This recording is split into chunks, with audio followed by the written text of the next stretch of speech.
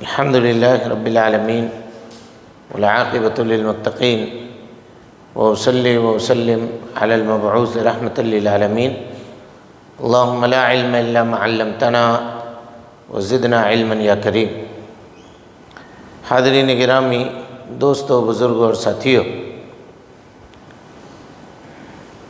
کل تک کے درس میں حضرت عمر بن خطاب امیر المومنین رضی اللہ عنہ کے سیرت کے تعلق سے چند باتیں آپ کے سامنے رکھی گئی تھی، اور ہم نے یہ کہا تھا کہ درس کنٹینیو ہوتے ہوئے اب ان کے خلافت کے چند مراحل کی طرف ہم تذکرہ کریں گے۔ شروع میں ہم نے یہ وضاحت آپ کے سامنے کی تھی کہ قرآن مجید کی ایک آیت ہے اذلۃ علی المؤمنین اعزۃ علی الکافرین، مومنوں کے لیے نرم اور کافروں کے لیے سخت۔ یہ چیز حضرت عمر ابن خطاب رضی اللہ تعالی عنہ کی زندگی کے اوپر فٹ بیٹھتی ہے۔ یہ آیت خلافت حضرت عمر ابن خطاب کی، جیسا کہ ہم نے آپ کو بتایا تھا کہ تقریباً 10 سال 9 مہینے کی لمبی مدت ہے، اور اس میں بہت سارے کارنامے حضرت عمر ابن خطاب نے انجام دیے۔ ان تمام کارناموں کا تذکرہ تو ممکن نہیں ہے، لیکن چند ایک باتیں ہم آپ کے سامنے رکھیں گے جس سے ان کے ان قصص اور واقعات سے ہماری زندگی کے اندر بھی عبرت کا، موعظت کا، نصیحت کا کچھ پہلو نکل سکے۔ ہم نے کل یہ کہا تھا کہ حضرت عمر ابن خطاب کی زندگی میں کچھ اولیات ہیں، یعنی وہ چیزیں وہیں سے شروع ہوئیں حضرت عمر ابن خطاب سے۔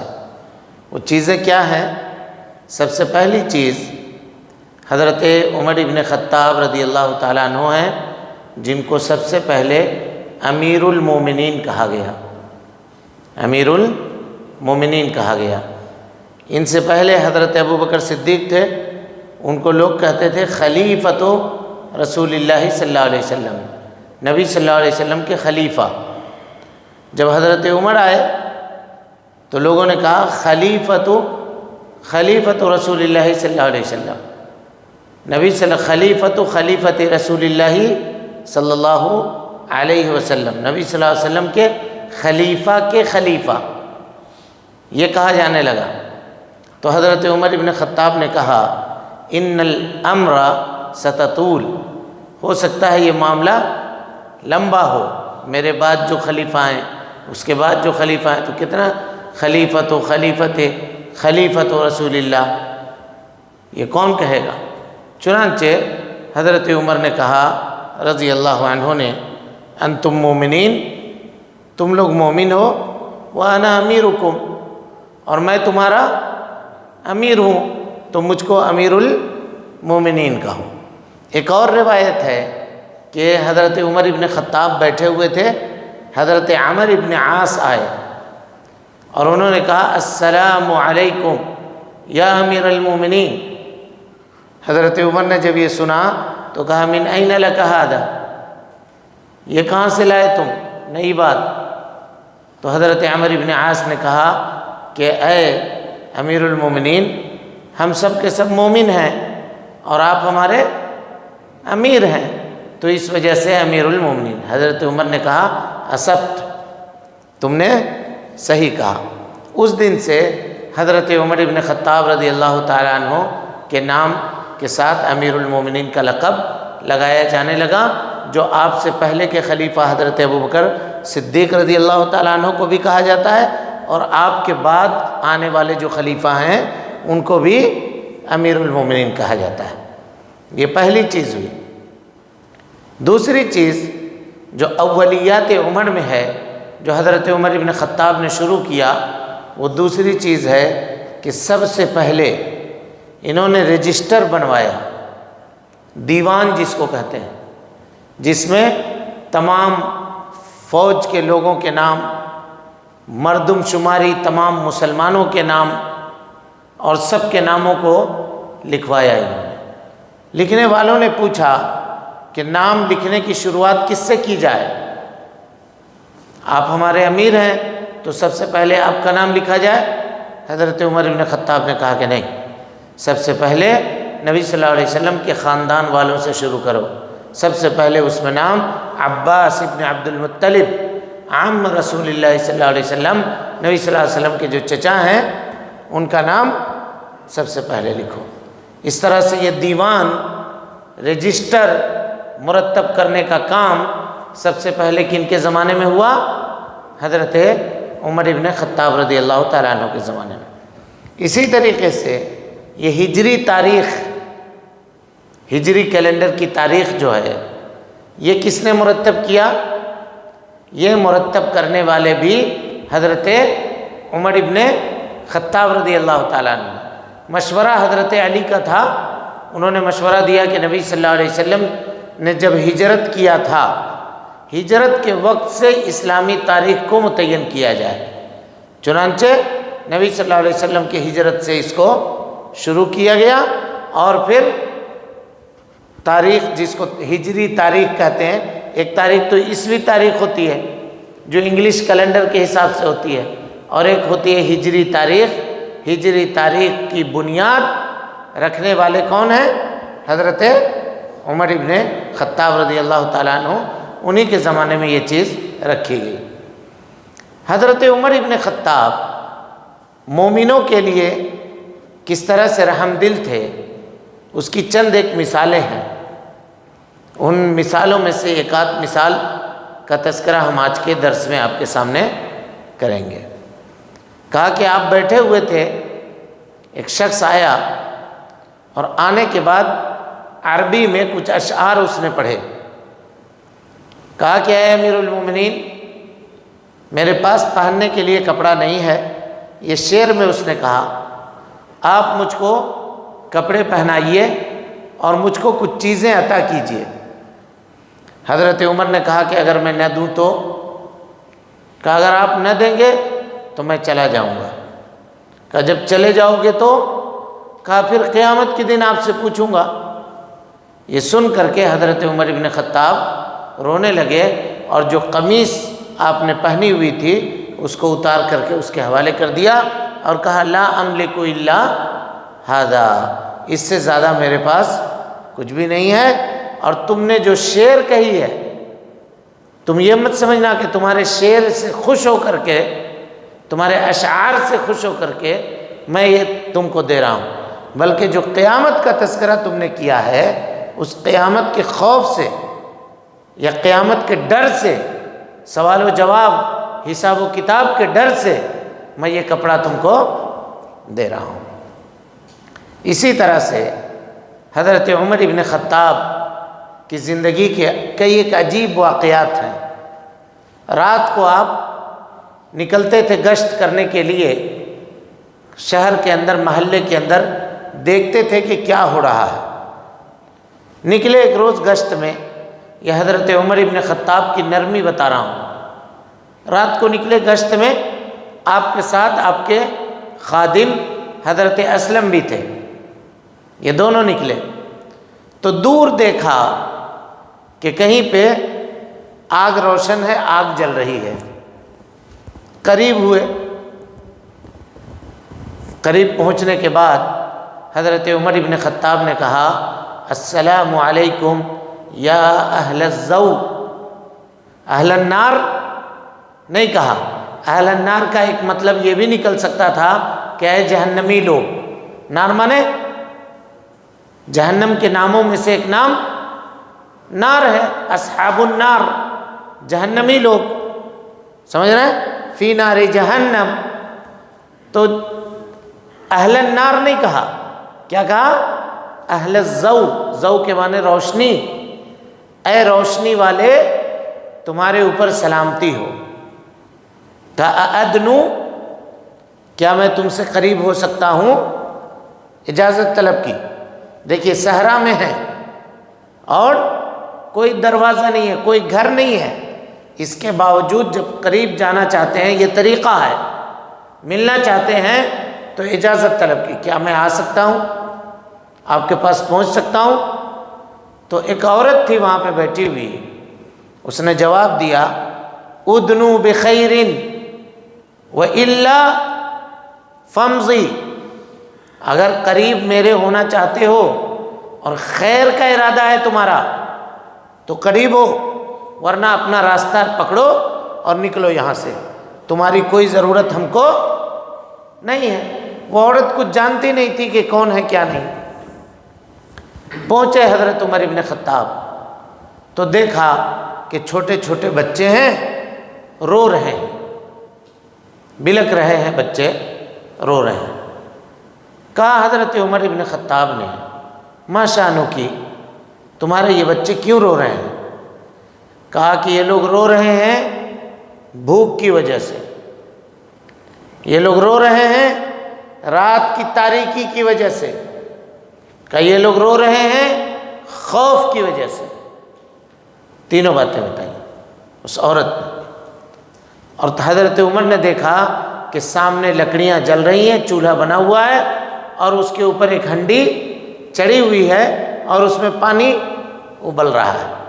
حضرت عمر نے سوال کیا کہ وماذا علی القدر، برتن میں کیا ہے؟ تو کہا کہ ماء ہے، پانی ہے۔ کہ پانی کیوں ابال رہے ہو؟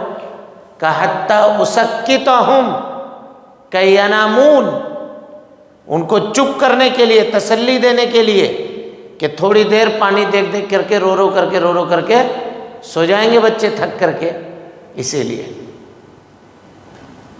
کہا واللہ، اس عورت نے کہا قیامت کا دن ہوگا، میری دست یہ ہاتھ ہوگی اور عمر ابن خطاب کا گرہبان ہوگا۔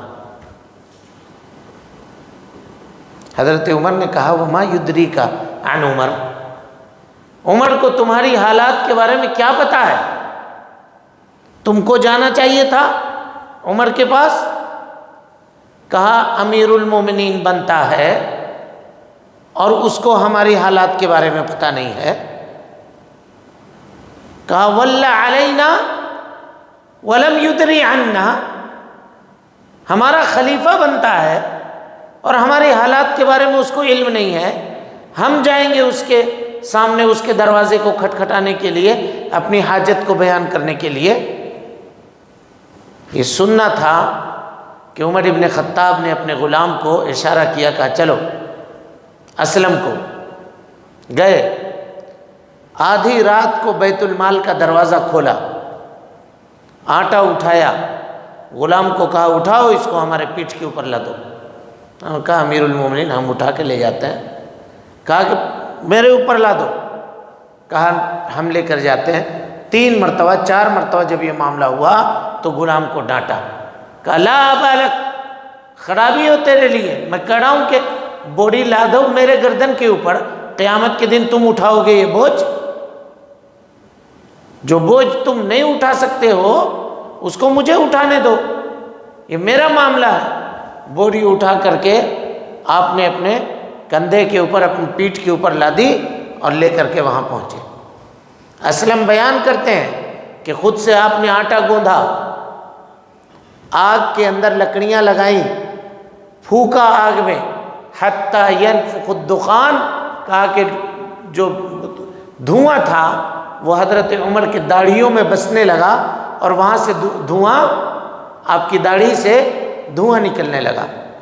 آپ نے خود سے روٹی بنائی، روٹی پکانے کے بعد عورت کو دیا کھانے کو، بچوں کو کھلایا، اور کھلا پلا کر کے جب جانے لگے تو عورت نے کہا کہ مسلمانوں کا خلیفہ عمر کے بدلے تم کو ہونا چاہیے تھا۔ یہ کہا، اس کے باوجود بھی حضرت عمر نے یہ نہیں کہا کہ میں خلیفہ ہوں، کہ اس سے مطلب کیا ہے، اس کی ضرورت، اس کی حاجت پوری ہو گئی، نکلے وہاں سے، اور نکلنے کے بعد زمین پہ لیٹ گئے، اپنے خادم کو کہا کہ لیٹ جاؤ، اطمینان، چپ چاپ رہو۔ تھوڑی دیر کے بعد جب بچے کھا پی کر کے اطمینان ہو گئے اور کھیلنے لگے تو پھر حضرت عمر وہاں سے اٹھ کر کے نکلے اور اپنے گھر کی طرف گئے. کہا کہ اس وقت تک مجھے اطمینان نہ ہوتا جب تک یہ رونے والے بچے کھیلنے نہ لگے. یہ حضرت عمر ابن خطاب رضی اللہ تعالیٰ عنہ کی خلافت تھی.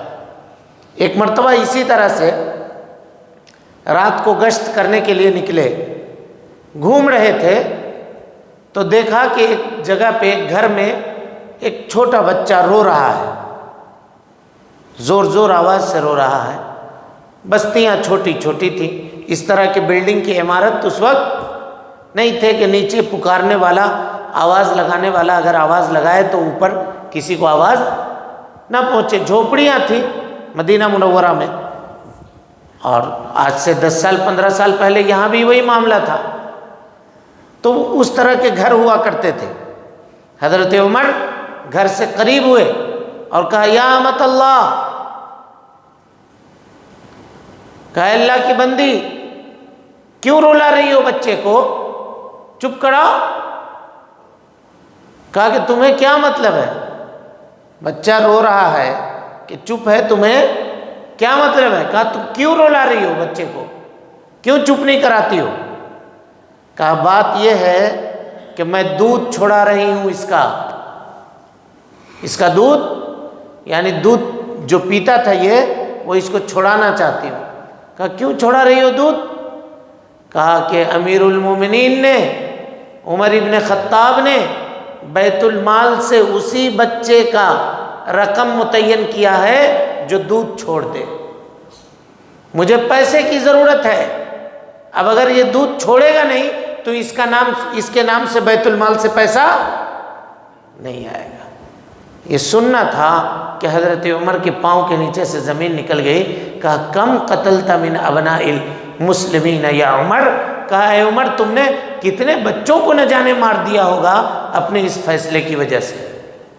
واپس آئے, صبح میں کابینہ کی میٹنگ بلائی اور میٹنگ بلانے کے بعد طے کیا کہ ہر وہ بچہ جو پیدا ہوگا, چاہے وہ دودھ پیتا ہو یا دودھ چھوڑ دیا ہو, اس کے لیے بیت المال سے پیسہ یا بیت المال سے جو چیز ملنے والا ہے وہ چیز اس کے لیے جاری ہوگی. اس طرح کے یہ حضرت عمر ابن خطاب رضی اللہ تعالی عنہ کے زندگی کے وہ واقعات ہیں جو آپ مومنوں کے لیے کس طرح سے رحم دل تھے. اس کے بعد بھی کچھ اور واقعات ہیں جن کا تذکرہ کل کے درس میں ہم آپ کے سامنے کریں گے انشاءاللہ. اللہ رب العالمین سے دعا ہے کہ اللہ تعالی ہم کو اور آپ کو حسن عمل کی توفیق دے. اللہ رب العالمین ہماری اصلاح فرمائے. اللہ رب العالمین ہم سے مصیبتوں کو, پریشانیوں کو دور کرے. اللہ رب العالمین ہم سب کو شفائے کاملہ عاجلہ عطا فرمائے. اللہ رب العالمین جو لوگ بیمار ہیں ان کو شفائے کاملہ عاجلہ عطا فرما دے. اللہ جو پریشان حال ہیں ان کی پریشانی کو دور فرما دے. اللہ رب العالمین اس مہلک وبا کو ہم سے ختم فرما دے. اللہ رب العالمین اس مہلک وبا کا خاتمہ فرما دے. اللہ رب العالمین ہم سب کو اس وبا سے محفوظ کر دے. اے اللہ ہم سب کو اپنے حفظ و امان میں لے لے.